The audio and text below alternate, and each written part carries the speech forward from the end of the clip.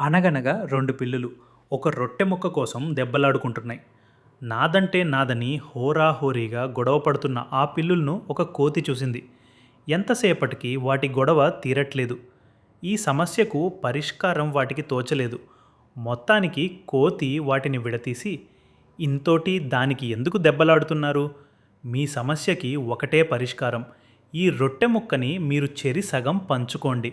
కావాలంటే మీ ఇద్దరికీ సమానంగా నేను పంచిపెడతాను అని చెప్పింది. కోతి మాట ఆ పిల్లులకు నచ్చింది. ఆ రొట్టె ముక్కను కోతికి అందచేశారు. కోతి ఆ ముక్కను రెండుగా చేసింది. అయ్యో, ఒక ముక్క పెద్దగా ఉందే అని కోతి ఆ ముక్కను కొంచెం కొరికి తినేసింది.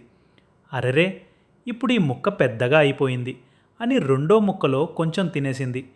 ఛ, ఇప్పుడు ఇది పెద్దగా అయిపోయింది అని మళ్ళీ మొదటి ముక్కలో కొంచెం తినేసింది. ఇలా కొంచెం కొంచెం చేసి మొత్తం రొట్టె ముక్క కోతి తిని తుర్రున చెట్టెక్కి పడుకుంది. పిల్లులు రెండూ నోరు వెలేసి చూస్తూ ఉండిపోయాయి. నిరాశగా వాటి దారిన అవి వెళ్ళిపోయాయి.